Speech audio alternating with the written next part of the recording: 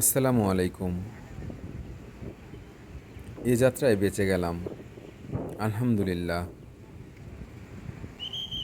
Food poison হয়ে এমন পেট খারাপ হয়েছিল, 3 দিন হাসপাতালে ভর্তি ছিলাম। 3 দিনে 10 কেজি ওজন কমে গেছে। 5টা $100 ডলার ছিল, হাসপাতালে রেখে আসছি। ওই টাকাগুলোই বিল এসেছে। অনেক ঘোরার প্ল্যান ছিল, পারলাম না। আজ রাতেই আমরা রওনা হব ঢাকা বাংলাদেশের উদ্দেশ্যে। তাই নামকরা শপিং মলে আসলাম কিছু শপিং করার জন্য। এটা হলো ডি-মার্ট শপিং মল। আমাদের দেশের স্বপ্ন আগোড়া, লেভান্ডার, ইউনিমার্টের মতো। অনেক জায়গায় যাওয়ার পরিকল্পনা সব মাটি হয়ে গেল। ভীষণ দুর্বল ও মন মরা লাগছে। যাই হোক, সৃষ্টিকর্তার নিকট কোটি শুকরিয়া প্রাণ ভিক্ষা দেওয়ার জন্য। বেঙ্গালুরুতে যারা ট্রিটমেন্ট নিতে আসে তারা ফেরার পথে কেনাকাটা করলে এখান থেকেই করে। টেকনিক্যাল প্রবলেমের কারণে ডি-মার্টের ভিতরে করা ভিডিওগুলো মিসিং হয়েছে, তাই দেখাতে পারলাম না। হিরো সজল মাহমুদ ওই যে দাঁড়িয়ে আছে। সো স্মার্ট ছেলেটা, আমার যথেষ্ট টেক কেয়ার করে। আমরা অপেক্ষা করছি বাসের জন্য। এই লাগেজটা সহ কিছু কসমেটিক্স, পারফিউম, সাবান, শ্যাম্পু, জুতা, চকলেট ও একজোড়া কেটস কিনেছি। এই হাইওয়ে ধরে যদি আপনি এগিয়ে যান, সামনে পাবেন চেন্নাই, মাদ্রাজ, তামিলনাড়ু সহ তার পরের প্রদেশগুলো। আর যদি এই দিকে যান, ভেলোর হয়ে, মহীশূর হয়ে যেতে পারবেন কলকাতা পর্যন্ত। অর্থাৎ আপনি এই হাইওয়ে ধরে যদি ভ্রমণ করেন, তাহলে পুরো ভারতবর্ষ ঘুরতে পারবেন। এটি একটি মহাসড়ক এবং ভীষণ ব্যস্ততম সড়ক। এখান দিয়েই আসা যাওয়া করে স্থলপথের সকল পণ্যবাহী গাড়িগুলো।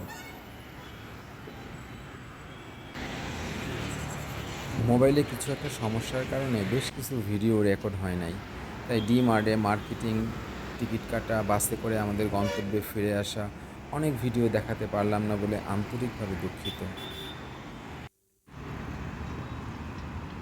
আমরা বাসে করে আমাদের গন্তব্যে এসে নামলাম। এই আন্ডারপাস দিয়ে আমরা রাস্তা পার হব। ও মাই গড, এ তো একদম গা হিম হওয়া ভুতুড়ে অবস্থা। বেশ খাড়া, অনেকটা নিচে নামার পর রাস্তা পার হলাম। পানের পিক ময়লা নোংরা দেখেছি, নাকে এসেছে সামান্য দুর্গন্ধ। কোথাও গা হিম হওয়া অন্ধকার, কখনো আধো আলো আধো ছায়া। একটু যদি লাইটিংটা ঠিক থাকতো, কলকাতার পাতার রেলের মতো, আর এই মাথা ওই মাথায় দুজন সিকিউরিটি গার্ড, অসাধারণ লাগতো, চমৎকার। তারপরেও আমার কাছে অনেক ভালো লেগেছে।